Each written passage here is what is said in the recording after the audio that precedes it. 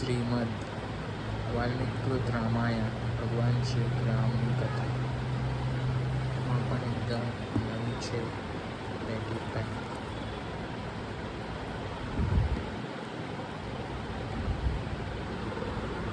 અહીં આપણે અનબોક્સિંગ કરીશું. રાધે રાધે મિત્રો, તમારું હાર્દિક સ્વાગત છે મારી યુટ્યુબ ચેનલમાં. તો આજે આપણે ઇસ્કોન મંદિર તરફથી આવતી વાલ્મીકીકૃત રામાયણ ભગવાન શ્રી રામની કથા જે બુક છે તેનો આપણે રિવ્યુ કરીશું. તો આ બુકનો ફ્રન્ટ પેજ તમે જોઈ શકો છો. ભગવાન રામ, લક્ષ્મણજી, સીતા માતા અને પવનપુત્ર હનુમાનજી નું ચિત્ર પહેલા પેજ પર આપેલું છે. એનું બેક પેજ જોશું તો તમે શ્રી રામ ભગવાન હનુમાનજીને ભેટી રહ્યા છે વનની અંદર, તે ચિત્ર આપવામાં આવ્યું છે. ખૂબ જ સુંદર કલાકૃતિ કરવામાં આવી છે. આ બુકની મોટાઈ તમે જોઈ શકો છો. ખૂબ જ જાડી બુક છે.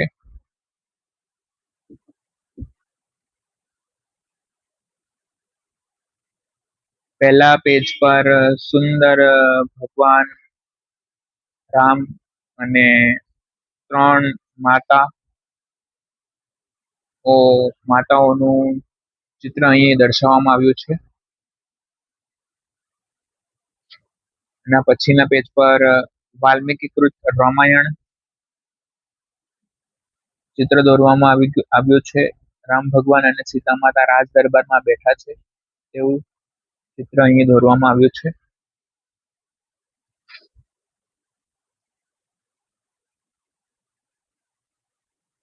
આ ઇસ્કોન મંદિર દ્વારા બીજી અનેક પુસ્તકો બનાવવામાં આવ્યા છે, જેની સૂચિ અહીં આપી છે. તમે પોઝ કરીને આ સૂચિ જોઈ શકો છો.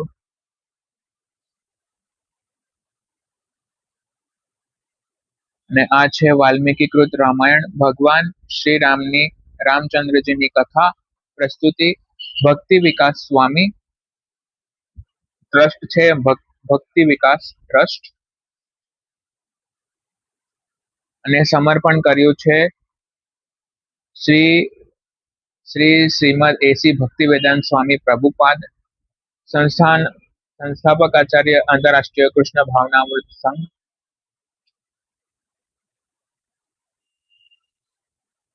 આ બુક તમને ઘણી બધી ભાષાઓમાં જોઈ શકાશે, જેમ કે અંગ્રેજી, હિન્દી, બંગાળી, તેલુગુ, કન્નડ, મરાઠી, ક્રોએશિયન, રશિયન, પોલિશ તથા થાઈ ભાષામાં પણ ઉપલબ્ધ છે.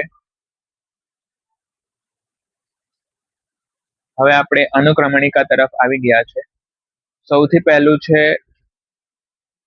પરિચય, ત્યારબાદ આપેલો છે બાલકાંડ, ભગવાન રામનો જન્મ, યૌવન તથા લગ્ન, પછી છે અયોધ્યાકાંડ, શ્રી રામનો વનવાસ, અરણ્યકાંડ, સીતાહરણ, પછી છે કિષ્કિંધાકાંડ, સીતાજીની શોધ, કોઈ સુંદરકાંડ, સીતાજીનું મળવું, યુદ્ધકાંડ, સીતાજી માટે યુદ્ધ, ઉત્તરકાંડ, શ્રી રામનો રાજ્યાભિષેક, સીતાજીનો દેશવટો અને સીતાજી તથા રામનો વિયોગ. અહીંયા પાઠ આપ્યા છે, ત્યારબાદ અહીંયા ક્રમાંક સૂચિ પણ આપી છે. ત્યારબાદ છે પરિશિષ્ટ અને ઋણ સ્વીકાર. સૌથી પહેલા આપેલો છે પરિચય. ભગવાન રામચંદ્ર એ કોઈ કલ્પિત વ્યક્તિ નથી, એક સામાન્ય વ્યક્તિ નથી. તેઓ માત્ર એક અત્યંત મહાન મનુષ્ય, તેઓ પૂર્ણ પુરુષોત્તમ પરમેશ્વર છે. દિવ્ય તેમજ ભૌતિક એવા અગણિત બ્રહ્માંડોના સ્ત્રોત, પાલન કરતા તથા નિયંતા છે. પરમાત્મા તરીકે તેઓ અણુમાં અને જીવ માત્રના હૃદયમાં ઉપસ્થિત છે. તેઓ ભૂત, વર્તમાન તથા ભવિષ્ય એ સર્વના જ્ઞાતા છે. ભગવાન રામ બળ, યશ, સંપત્તિ, સૌંદર્ય, જ્ઞાન તથા વૈરાગ્ય નામના 6 ઐશ્વર્યોથી સભર છે. તેઓ સર્વ સદગુણોના ભંડાર છે અને તેમની અચિંત્ય લીલાઓના ગુણગાન આનંદ માણનાર હર કોઈ માટે યોગી, સંન્યાસી તથા વિશેષ કરીને ભક્તો માટે જીવનના અંતિમ ધ્યેય રૂપ છે. જન્મ કર્મ ચ મે દિવ્યમ એવં યો વૈતિ તત્વતઃ ત્યક્ત્વા દેહં પુનર્જન્મ નેતિ મામેતિ સોડર્જુન. ભગવદ ગીતા 4.9. હે અર્જુન, જે મનુષ્ય મારા પ્રાગટ્ય તથા કર્મોની દિવ્ય પ્રકૃતિને જાણે છે તે આ શરીરને ત્યજ્યા પછી આ ભૌતિક જગતમાં ફરીથી જન્મ લેતો નથી, પરંતુ મારા સનાતન ધામને પામે છે. ત્યારબાદ છે બાલકાંડ. બાલકાંડમાં આપણે ફકરો વાંચીએ, જેથી તમે ભગવાન શ્રી રામની લીલાઓ વિશે જાણી શકો. એક વખત પ્રાચીન સમયમાં વાલ્મીકી નામના એક મહાન ઋષિ થઈ ગયા. તેઓ પૂર્ણ પુરુષોત્તમ પરમેશ્વરની લીલાઓની ચર્ચા કરતી વખતે જેટલા સુધી સુખી હતા તેટલા ક્યારેય અન્ય કશાથી સુખી ન હતા. એક દિવસ વાલ્મીકી પોતાના શિષ્યોને કૃષ્ણ ભક્તિનું અમૃત પાન કરાવી રહ્યા હતા. તે સમયે પૂર્ણ પુરુષોત્તમ પરમેશ્વરની લીલાઓના ગુણગાન કરતા ભૌતિક તેમજ આધ્યાત્મિક વિશ્વમાં સર્વત્ર નિરંતર વિચરણ કરનાર દેવર્ષિ નારદ વાલ્મીકીના આશ્રમે પધાર્યા. શ્રી નારદને જોતા જ વાલ્મીકી તથા તેમના શિષ્યોને તરત જ દેવર્ષિના સાદર દંડવત પ્રણામ કર્યા. પછી પ્રણાલિકા અનુસાર તેમને શ્રી નારદને ઉચ્ચ આસન પર બેસાડ્યા અને પાદ પ્રક્ષાલન કરીને પ્રેમ ભાવે મુનિને કુશળ વિશે પૃચ્છા કરી. ત્યારબાદ આગળ જોઈએ આપણે. ત્યાર પછી વાલ્મીકીએ તમસા નદીના સ્નાન કર્યું અને ભરદ્વાજ સાથે પોતાના આશ્રમે આવ્યા. જેઓ પારધીના સાપ ઉપર સતત ચિંતન કરી રહ્યા હતા. સહસા તેમણે બ્રહ્માંડના સર્વોચ્ચ ગ્રહ એવા પોતાના લોકમાંથી અવતરણ કરીને આવી રહેલા બ્રહ્માજીને જોયા. આશ્ચર્ય તથા હર્ષની અભિભૂત થયેલા આવાક વાલ્મીકી બ્રહ્માંડના પ્રથમ જન્મેલા જીવોનો સત્કાર કરવા ઉભા થઈ ગયા. જ્યારે બ્રહ્માજી તેમની સમક્ષ ઉપસ્થિત થયા ત્યારે વાલ્મીકીએ સાદા દંડવત પ્રણામ કર્યા. અહોભાવથી પૂજ્ય ભાવે તેમનું પૂજન કર્યું અને પછી જીવ માત્રના હૃદયને જાણી શકનારા બ્રહ્માંડના પિતામહ એવા વાલ્મીકીને કહેવા લાગ્યા, હે ભાગ્યશાળી મુનિ, નિષાદ પારધીને ખોટી રીતે શાપ અપાયો છે એમ વિચારીને તમે દુઃખી થશો નહીં. સાચું તો એ છે કે ક્રોધમાં આવીને તમારાથી ઉચ્ચારેલા જણાતા વચનો મારા જ હતા. તે તમારા મુખ મારફત બોલવામાં આવ્યા હતા કે જેથી તમને એક મહાન કાર્ય હાથ ધરવા પ્રેરણા મળે.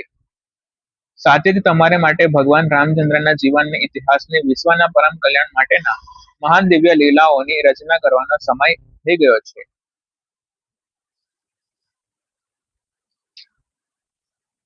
ત્યારબાદ છે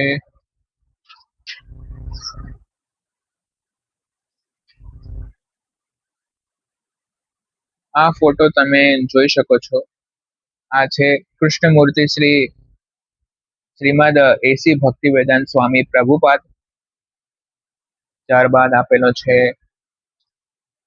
ભગવાન શંકર ભગવાનના મસ્તક પરથી ગંગાનું અવતરણ. એ ગંગા ભગીરથ ઋષિએ આહવાન કર્યું હતું ત્યારે ભગવાન શંકરે પોતાની જટામાંથી ગંગાનું જળપ્રપાત કર્યો હતો. તે આ ચિત્ર છે. ત્યારબાદ આ છે શ્રી રામ અને સીતા માતાનો લગ્ન સમારોહ સ્વયંવર પછી તેનું ચિત્ર અહીં આપવામાં આવ્યું છે.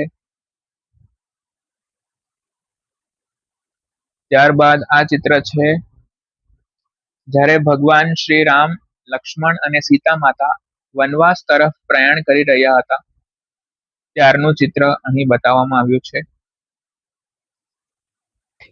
ત્યારબાદ આ ચિત્ર છે જ્યારે ભરત સૌ પ્રથમ વાર રામના દર્શન કર્યા વનની અંદર ત્યારનું આ ચિત્ર દર્શાવવામાં આવ્યું છે. ભરતને રામના દર્શન થતા અશ્રુપૂર્ણ નયનો સાથે રામની સામે દોડી ગયા. રામના ચરણ સ્પર્શ કરવા આગળ આવતા ભરત એકાએક મૂર્છિત થઈને ભોંય પર ઢળી પડ્યા. રામે તરત જ તેમને ઉઠાવી લીધા અને તેમને સુદ્ધા વલ્કલના વસ્ત્રોમાં જોઈ રામ બહુ અસ્વસ્થ થઈ ગયા.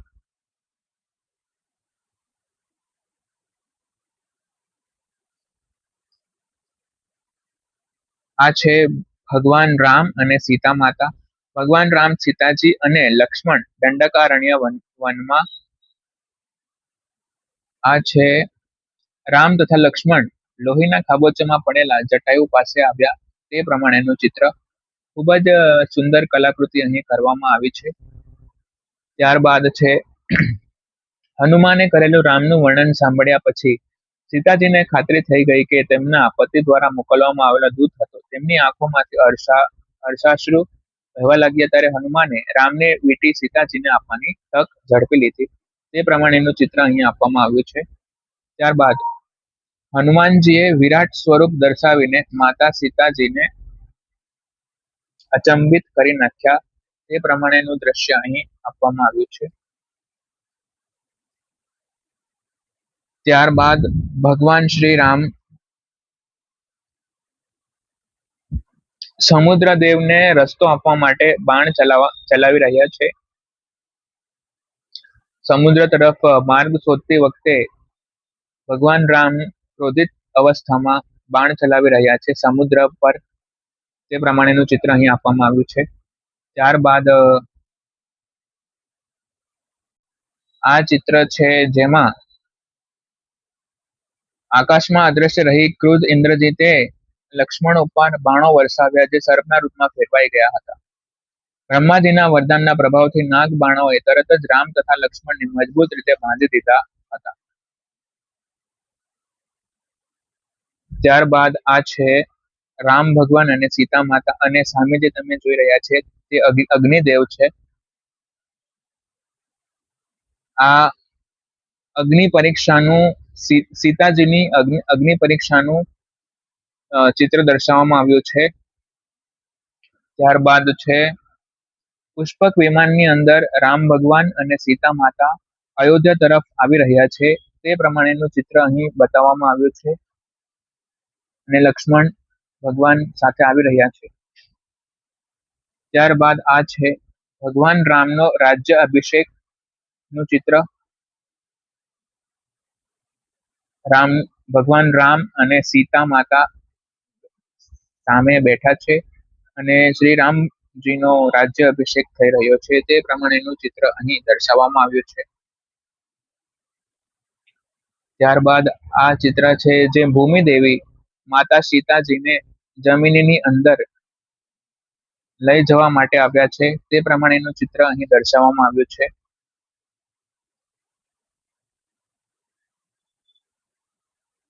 આ કાગળની ક્વોલિટી ખૂબ સારી છે અને વાંચવા માટે પણ ખૂબ જ સુંદર બુક બનાવી છે. બાલકાંડ, ત્યારબાદ અયોધ્યાકાંડ. લાસ્ટ પેજ જોઈએ આપણે. લાસ્ટ પેજ આપેલું છે. લાસ્ટ પેજ પર આપેલું છે રાવણ અને શ્રી રામ ભગવાનના યુદ્ધનું ચિત્ર અહીં દર્શાવવામાં આવ્યું છે. ખૂબ જ સુંદર કલાકૃતિ અહીં કરવામાં આવી છે.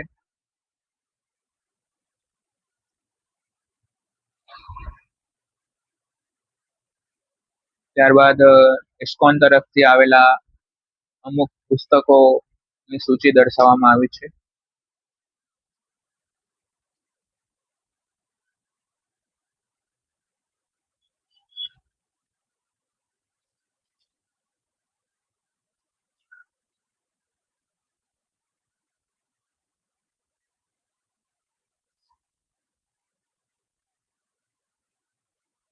ઋણ સ્વીકાર પહેલા શબ્દકોશ આપવામાં આવ્યો છે.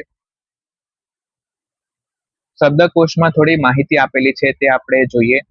અદિતિ જે કશ્યપ મુનિના પત્ની અને દેવતાઓના માતા છે. આદિત્ય દેવતા જે અદિતિના વંશજ છે. અગસ્ત્ય મુનિ એક મહાન ઋષિ, અનેક વૈદિક મંત્રો તથા આયુર્વેદિક ઔષધિઓ સંબંધિત ગ્રંથોના લેખક. પછી છે અક્ષૌહિણી સેનાનો એક ભાગ જેમાં 21,870 રથ, 21,870 હાથી, 1,09,350 સૈનિક તથા 65,610 અશ્વ આરૂઢ સૈનિક સામેલ હતા. આશ્રમ એક 4 આધ્યાત્મિક માર્ગોમાંથી એક બ્રહ્મચારી આશ્રમ એટલે વિદ્યાર્થી જીવન, ગૃહસ્થ આશ્રમ એટલે વૈવાહિક જીવન, વાનપ્રસ્થ આશ્રમ એટલે વિશ્રામ જીવન અને સંન્યાસ આશ્રમ એટલે ત્યાગી જીવન. ત્યારબાદ આશ્રમ બીજો આધ્યાત્મિક અભ્યાસ માટેનું સ્થાન. પછી છે અશ્વિની કુમાર, દેવતાઓના વૈદ્ય, અત્રિ મુનિ, બ્રહ્માના 7 મુખ્ય પુત્રોમાંથી એક, અનુસૂયાના પતિ અને ભગવાન દત્તાત્રેયના પિતા. ખગોળશાસ્ત્રના વિષયમાં તેમનું વિશેષ યોગદાન છે. પછી છે ભૃગુ, બ્રહ્માથી પ્રત્યક્ષ ઉત્પન્ન ઋષિઓમાંથી સર્વાધિક શક્તિશાળી બ્રહ્મા, સર્વપ્રથમ ઉત્પન્ન જીવ, ભૌતિક જગતના સહાયક સૃષ્ટા, ભગવાન વિષ્ણુના નિર્દેશ અનુસાર બ્રહ્માંડની બધા પ્રકારની યોનિઓનું સર્જન કરે, જેમના 12 કલાક સુધીમાં 4 ખર્વ 32 ખર્વ કલાકો સમાન છે. તેમનું જીવન 311 મહાશંખ એટલે કે 10 ખરબ 1 લાખ કરોડ જેટલું થાય છે. પૃથ્વીના વર્ષો બરાબર છે. તેઓ બ્રહ્માંડના પિતામહ અને પ્રતિપિતામહ રૂપમાં વિખ્યાત છે. બ્રાહ્મણ પુરોહિત વર્ગના સદસ્ય, વૈદિક જ્ઞાનના પારંગત, સત્વગુણમાં સ્થિત તથા બ્રહ્મના જ્ઞાતા, વૈદિક સામાજિક વ્યવસ્થા એટલે કે બ્રાહ્મણ, ક્ષત્રિય, વૈશ્ય, શુદ્ર વર્ણમાં સર્વોચ્ચ વર્ગ. બ્રાહ્મણ બુદ્ધિજીવી હોય છે. તેઓનું કાર્ય વૈદિક ગ્રંથોનું શ્રવણ, ભણવું ભણાવવું, અર્ચા વિગ્રહની સેવા કરવી, યજ્ઞ કરવા, દાન કરવું વગેરે હોય છે. ત્યારબાદ છે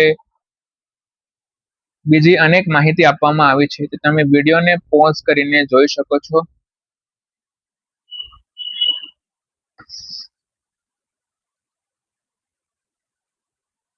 અહીંયા આપવામાં આવ્યા છે કુશ, ભગવાન રામનો જ્યેષ્ઠ પુત્ર, એક પ્રકારનો શુભ ઘાસ જેનો વૈદિક અનુષ્ઠાન યજ્ઞમાં ઉપયોગ થાય. મહાયુગ એટલે કે 4 યુગ, સતયુગ, ત્રેતાયુગ, દ્વાપર યુગ અને કળિયુગનો સંયુક્ત સમય 43,20,000 ધરતીના વર્ષો સમાન છે. પછી છે મરુત, ઇન્દ્રિયોના સહયોગી દેવતા, વાયુના દેવતા. અને પછી માટલી, ઇન્દ્રના સારથી.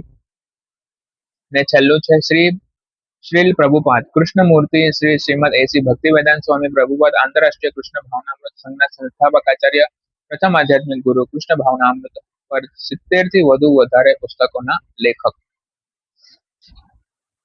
ત્યારબાદ તમે આગળ જોશો તો રામાયણ જે છે તેનું લાસ્ટ પેજ આપવામાં આવ્યો છે 541 નંબર, પેજ નંબર,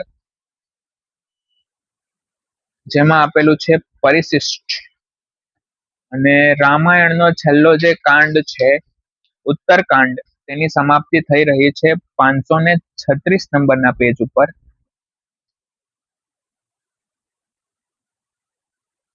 તો આ પ્રમાણેની બુક છે જે ઇસ્કોન તરફથી આવે છે.